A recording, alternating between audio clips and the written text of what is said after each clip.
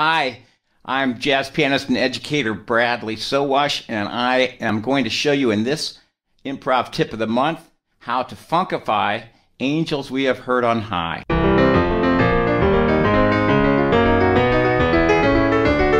Let's have a listen first.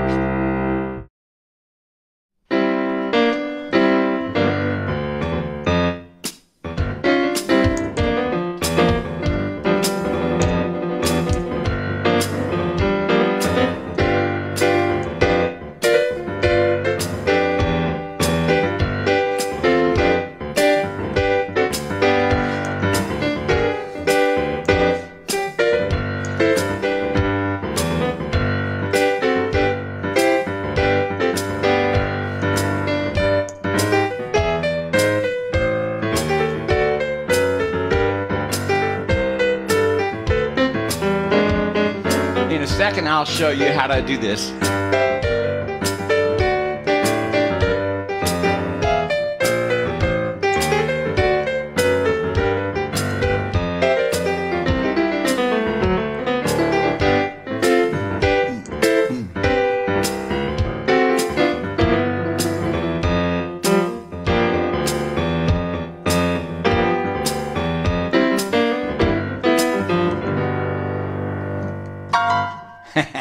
What we're going to be doing is learning to transform Angels We Have Heard on High from a familiar carol to a funky fiesta, let's call it. A simple version that becomes funked rhythmically, and yet you will find that it goes harmonically from a complex version to a simpler version.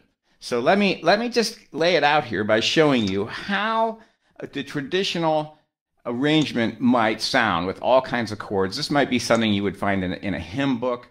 A lot of hymn books present this tune in F major to make it singable. But we're going to be in the key of G major because it is such a piano-friendly key, particularly for the style we're looking at today. So if we look at the original chords that you might find, there are various arrangements of this. You see right away that there's just a lot of chords there. You know, see, like, look at this measure. Right here, measure 3.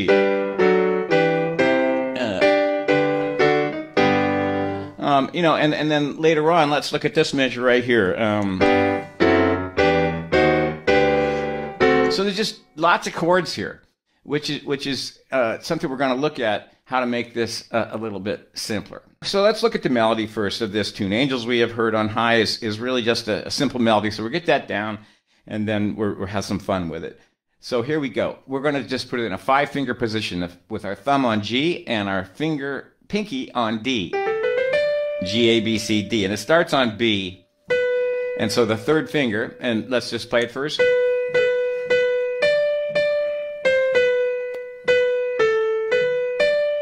Beautifully in the hand. No motion at all required in terms of thumb turns.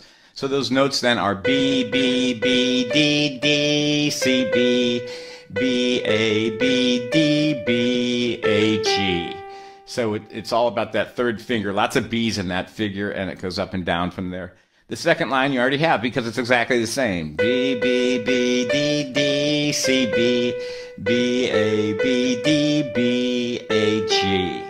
Okay, so that's a 5-finger position using your ear and your knowledge of this tune and what I've shown you so far. Get that quickly underway. I hope you're at your piano and you just can check this out right now. It's a 2-part tune, so that was the A section. Let's look at the B section, which extends the hand a little bit. So we can play, it starts on a D, but we're going to have to reach up to an E. So maybe you prefer to play that D with your 4th finger or your ring finger. So there's your D, and then we're going to write down the scale from E. E, D, C, B. And that just naturally wants to resolve to C. So let's do that much again because it repeats 3 times. I'm playing this with the 4th finger, so first fingering. 4, 5, 4, 3, 2, 3. And this time I'll name the notes. D, E, D, C, B, C. Now what you do is you just bring down that little figure, which is called a sequence, three times. So now we're play D, C, B, A. D, C, B, A, B. Now we have to adjust our hand a little bit to get back in the 5-finger position with our thumb or over G. C, B, A, G, A, and we'll reach way down to a D above middle C. And then this part is just scale. G, A, B, C, D, A, and that whole thing repeats. So 4th finger on D, E, D, C, B, C, same pattern, D, C, B, A, B, adjust your fingering, C, B, A, G, A, D, D, and then your little ending. Right up the scale. And then to end it, we need one more G. Okay, so one more time just over the melody because it has 2 sections, but each of those sections repeats. So the beginning, B, B, B.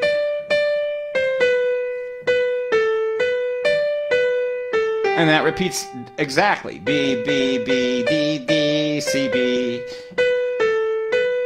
Oops. D, B, A, G.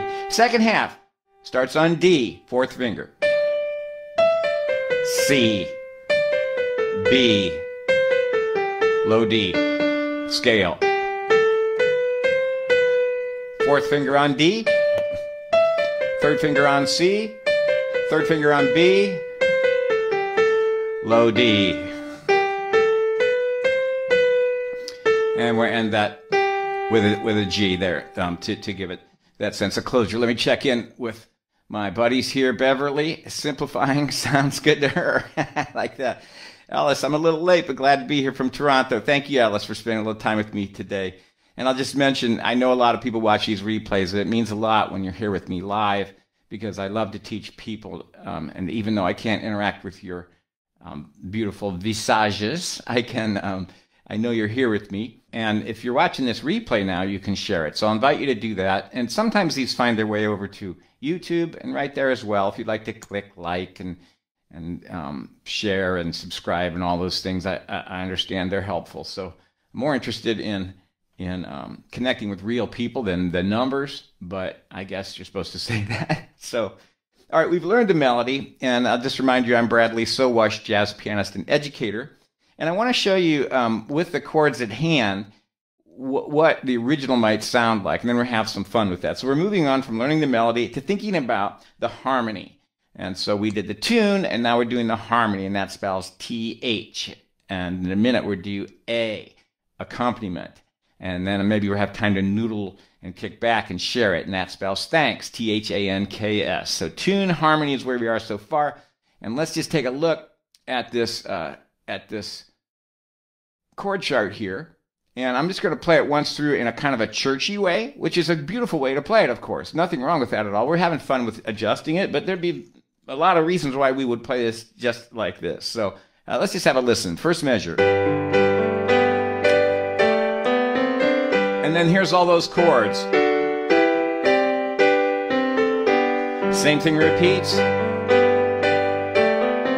Chords are a little different here. And then the B section. Whoops.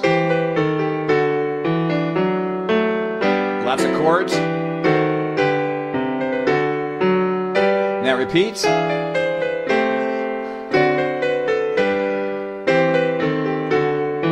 And wraps up with all these chords, a little bit different.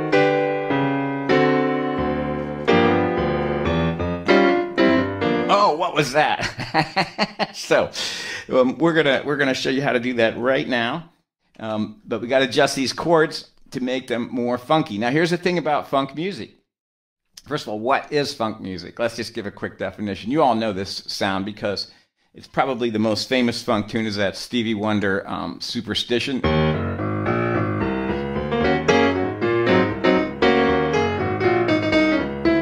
You know, that was I Wish, another Stevie Wonder. The Superstition goes like this.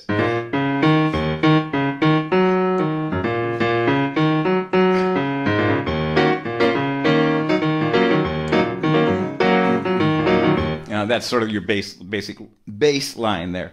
So 2 Stevie Wonder tunes today for the price of 1. And so it's that music that is based on a 16th note medium rhythm. And it's at once busy and syncopated and also has a lot of space in it. So you'll find that funk music uses not very many chords. And so in the last couple of improv tip of the month, back in October, I did this Barrel of Carol series where we did Go Tell It on the Mountain. And then in November, we hit, what was it, Deck the Hall, and then Good King Wenceslas, or maybe we're going clear back to September. Anyway, this is the fourth one.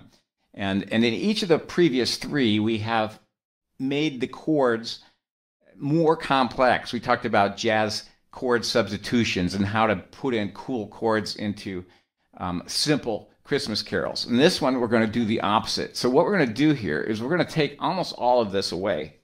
And so let me just get a little extra headroom on my mic, on my stand here. It was tangled around the piano, and I'll join you here, hopefully. So we're going to just turn this all into G. This whole first half. D, da, da, da, da, da, da, G, G, G, G. And we'll do a little, this is still a G, but we'll stick a little D in here. We wouldn't even really have to. You know what, let's keep this all G. So it's all G, okay? But in funk music, you're going to find that a lot of tunes use a dominant sound, even though it may not be the 5 chord. If you're, oh, come on, this isn't going to write for me. Let me get another one. That's a good thing to have at hand when you're doing live streams. Have extra pens. G7. Okay. So I'll put a little extra stem on that. And so we're going to keep that going, and we're going to keep a G7 here, and I'm not going to write them all in, but it just continues.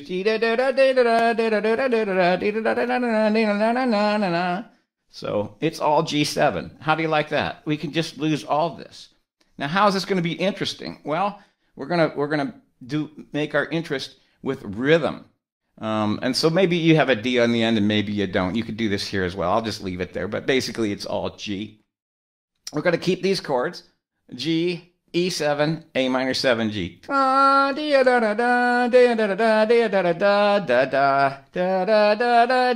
get rid of all that. Just goes to G. Probably there's a D chord here, a little 5 sound. And then we can do that whole thing back here. It repeats. So here's my repeat sign. Now we'll just turn that all into G. Okay? So we're basically turning this down to its basic, most simple chords. And all these are G7s. So G7, put one there. And then it ends. It repeats. Here's a repeat sign. And then ends on a G7 or G9 or G13 or something funky like that. So basically, we've pared this whole thing down to a whole lot of G7, and then we do maintain these chords right here. And just to help you remember those, it's always good to have the circle of fourths around. Once you hit this G, you get to this E. Here's my circle of fourths. Look, it's a G. I go to E and I circle back. E, A, D, G. That's a common progression there. G, E, A, D. So we hit that E, E, A, D, G. And so it's easy to remember. If you remember to go to the E, you just come home through the fourths. And of course, you have a clock like this or a paper version taped to your wall so that you can constantly refer to the holy circle of music, which is the circle of fourths or fifths. So we have this very simple version. I think you can maybe jot this down if you want. Just write a whole bunch of G, and on the bridge we do need that G, E, A, D kind of sound. So kind of grab that if you can. Now, let's just think now that we've simplified the chords, how we can funkify those, how we can make that be a lot more rhythmic or whatever. And so what I'm working with here is a lead sheet of this public domain tune. And this is from my this is from my Christmas fake book with jazz chords. I think it's called where I give my versions of in lead sheet form. So you may want to grab that in time for Christmas if you're playing for family or anything like that. And I'm also using, while I'm at it here, and this is the funk version we're looking at, although I'm going to stretch it a lot more. This is book 3 from the That's Jazz Christmas series. I know it's a little late to be learning Christmas tunes, but maybe for next year, this is a great student collection of tunes that teaches some improvisation and jazz along the way. There's 3 books. Book 1 is 2 and 3. They're all color-coded to correspond with the core That's Jazz jazz piano method. So I'm using that as well, or you could use it if you wanted to see this written. Somebody joked about I write books about how not to use books. So it's really better if you can learn these tunes by rote and ear like we're doing right now.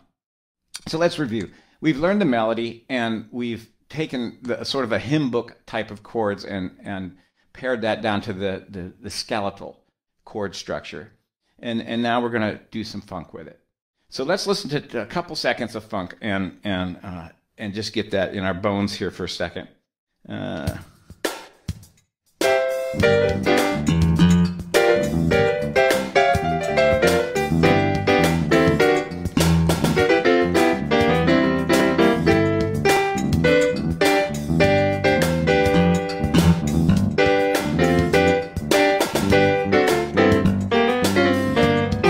Something like that.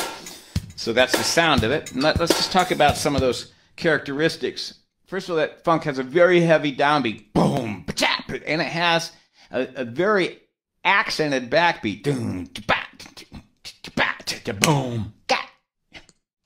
so that's your main beats are a heavy boom on one and a really accented 2 and 4. But in between all that, it's all about 16th notes. It's all about. So it's very important when you're going to grab a funk feel that you have a tempo that can sustain 16th notes. With a tune that's this simple, we'd be tempted to go, angels we have heard on high, but that makes the 16th notes, it seems like a whiplash. So you want to find that slowish, the bottom end of medium, where the 16th notes feel good, like if you were playing them on a hi-hat, I don't know if I can do that with... We had a little chord dropping there, but we're done with that anyway. So if I'm going to play that, on a hi-hat, I would need to be able to do it with drumsticks. I have a couple right here. And yeah.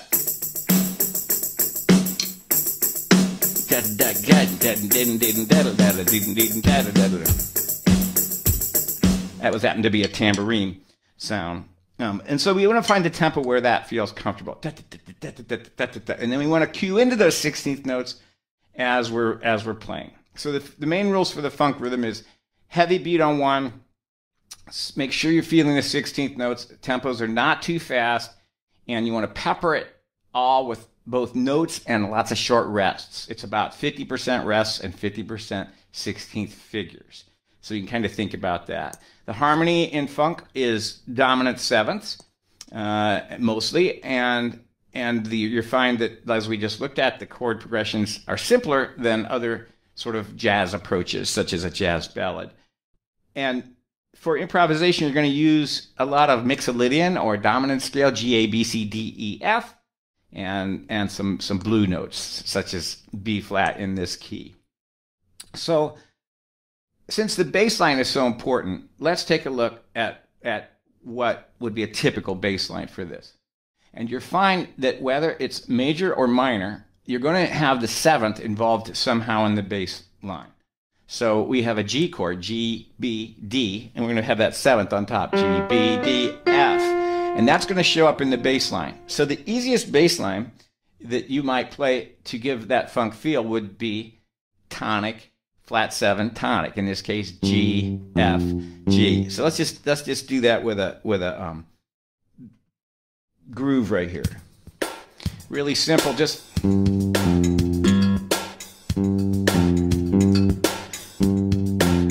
now the thing is that that's not very funky, so let's anticipate that note.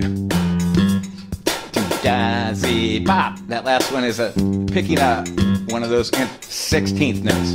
You want to raise your eyebrow, and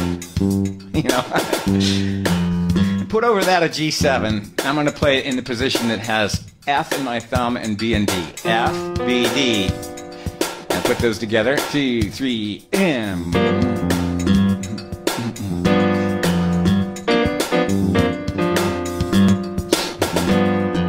Now, as you play that chord, drag your third finger from B flat to B. Same finger. And so as the chord goes down, that third finger plays in a way the wrong note and then corrects it. hear that? Octave above. Okay. Now let's take the melody, and that drummer, he's got a lot of energy, doesn't he? Take the melody, and the note is B on top, and make a G-ish shape. What I mean is you can play a G chord under that. It could be D, G, B, from the bottom up, D, G, B. Or you could play it as a D, F, B, because that will still sound like a G7. It doesn't matter, really. Let's take this easier of the two and just play D, G, B. Now, here's the great thing about this key. All the white keys for a pianist are in that funky Mixolydian scale automatically. So when you have a shape, you can move that shape around. The correct theory word for this is parallel structures. And I'm just going to keep my hand in that position. So it's almost like I had a cast on and I couldn't even move my fingers. Or I could play this with 3 pencils. I guess I should try that. Let's try it just to see if it works. So D, G, and B. Same position. Okay, you saw it here first, folks. The first time Angels we have heard on high has been played with 3 dry erase markers. We just made music history. So with that same set in your hand, you're going to keep that left hand going. And it's a... And here we go. Remember, you have B under your pinky. 1, 2, ready, here we go.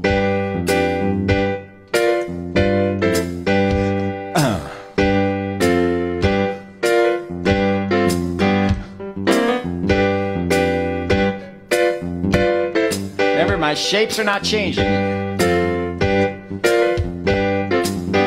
Second half, we have this G to E, so we're just really straightforward with that.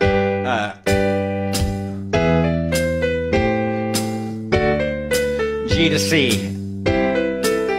D, and then,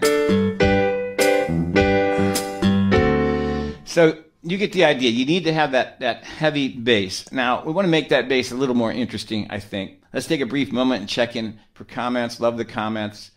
Let's just see. I have to keep the circle closer to the wall. She says, yes, the circle of fish should be readily apparent at all times. You always make this look easy, Bradley, but for me it's not. I know. And that's because I've done this for 30 years. But I try to break down the complex to make it at least approachable. That G, F, G is not too hard. I bet you can do that. All right, so let's get a better bass line going here. I'm going to have a bass sound here. And so instead of G, F, G, I'm going to do this. And those notes are G, D, E, F. I'm fingering that. 5, 2, 1, 1. 5, 2, 1, 1. The notes again are G, D, E, F. And if you can't find this groove on your own, you might think about the, remember the tune On Broadway?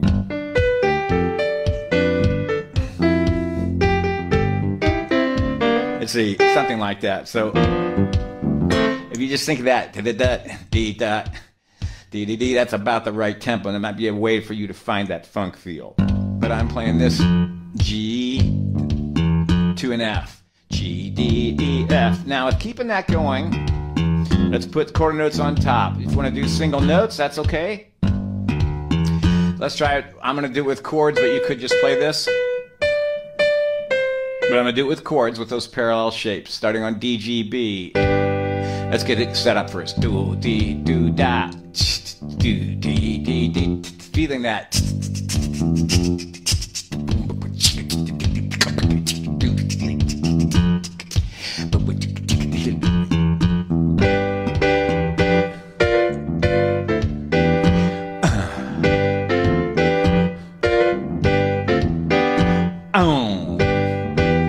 So funky. And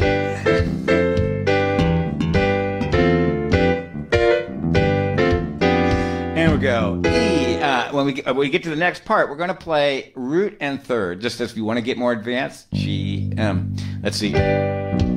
Let's just start the root and third on the E. So G, E, G sharp, A, C, E. I can't say it while I play it.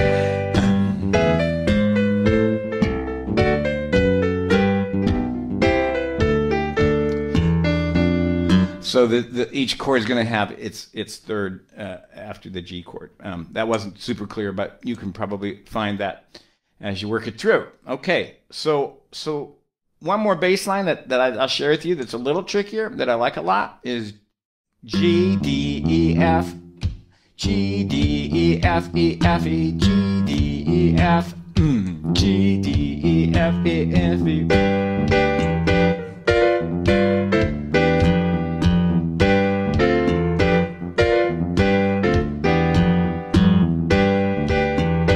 All right, so you get the idea. You want to put that together. My advice for getting the hands together is to just put on a funky groove and get that left hand, whichever bass line you choose, get that really automatic pilot, and then bring your right hand in on just a one little chord. You know, let's see, G, G. If your bass line crumbles a little bit, like mine just did, it doesn't matter if the beat keeps coming along. So practice that with the left hand alone, then bring in your a chord that's just quarter notes, and then add the changes in the melody, either single notes or chords. And even if you just do that much, you're going to get a smile or a laugh at a Christmas party. Hey, you guys, listen to this. And it's like, wow, that's so cool. You know, and if you never even make it to the B section, you've still got that. You've had that 1 minute of fun where you've played this funky version. And if you want to put the whole thing together, you can go back and review those chords, or you can grab the That's Jazz Christmas book or the fake book. And so let's talk just a teeny bit about improvisation. Sarah said, could you write the left-hand sequence? Yeah, you know, it is in That's Jazz book, but G, D, E, F. And we just want to use our ear. We don't want to read those rhythms. They look complicated and they aren't. So that's it. G, D, E, F, G, D, E, F, E, F, E, something like that. Hopefully that helps. So G, D, E, F, it's all about that. And the other one is the same notes, G, D, E, F. It's just a matter of which one you prefer, what feels good to your hand. And you can mix and match them. So to improvise in a funk style, it's all about the rhythm, and you're going to use a lot of space. So without the bass line, space. Feeling those 16th notes. And bring them in unusual places. Just do little smatterings of 16th notes. You're always feeling this. Play, play, play. Play, play, play. Play, play.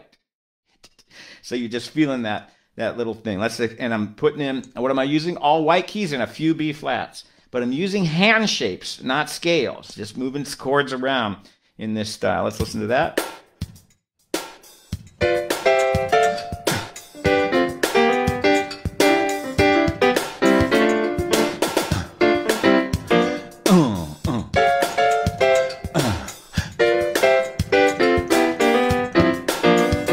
And then you're just going to do that over your bass line, and you have it.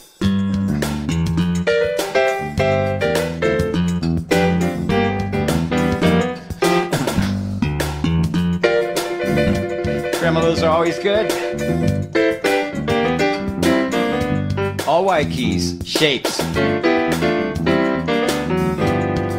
All right, so that wraps up the educational portion of our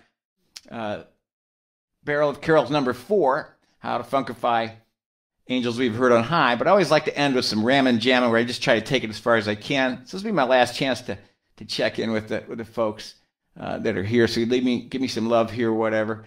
Thanks, Anna, for sharing those notes with Sarah. What is the rhythm for the 2-note bass, says Jeanette? So it could just be G. Let's see. It's just quarter, quarter, quarter. But I talked about anticipating that G. So let's not think about how that's notated. Just play the last G a little earlier. So becomes. Okay? So if you can bring that in a little early, it'll give it a little bit more funk sound. Okay, so I'm going to just have some fun here and play for about 2 or 3 minutes to just show you where we might go with this, and then I'll bid you farewell. So if you need to go right now, I understand. Don't forget to subscribe and like and show love and make comments and share and all that kind of important stuff. So I'll do it with a beat here, but I have some foot percussion as well because that kind of grounds me.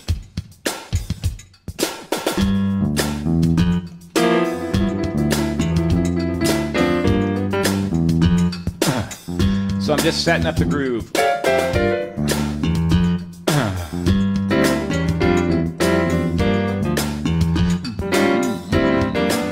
There we go.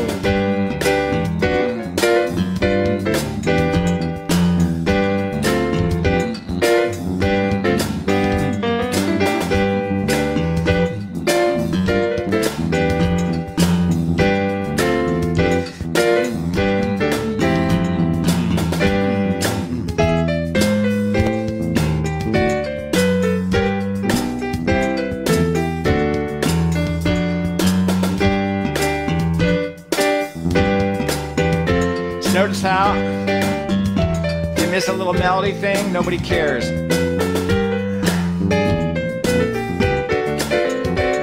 Ow.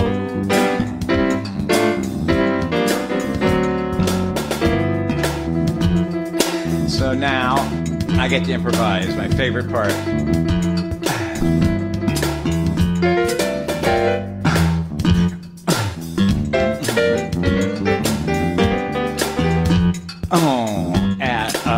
Lots of stays.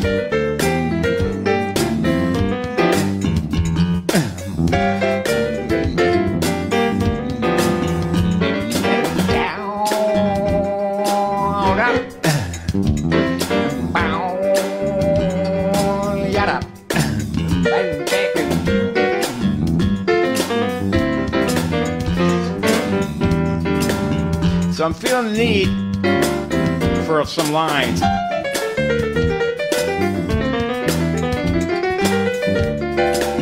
Even though I told you not to do that, I can do what I want. It's my solo.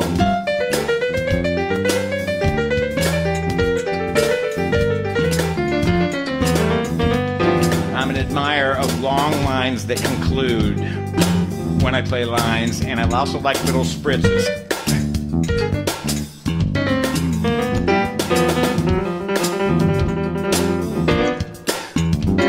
I could go all day if I was in an arena and there were thousands of people holding up their lighters. We would just go for a while, everybody taking turns having a solo. But probably should take it out, so I'll head back to the melody. Wow, little build on D7. I'm on D7 and C's. I just decided to do that right now.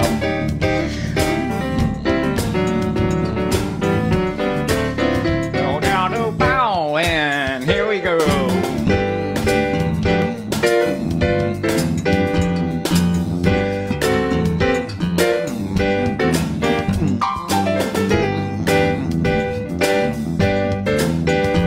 Oh, here's that B section.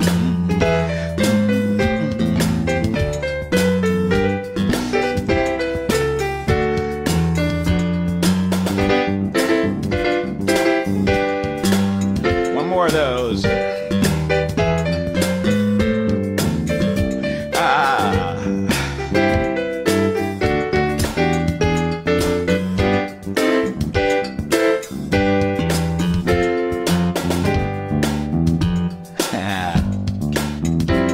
Funk doesn't want to stop.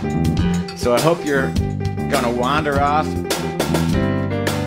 with this stuck in your head and maybe boogie around your house as you go about your holiday chores.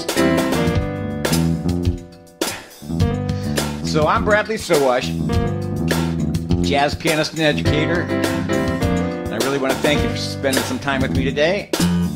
And until next time,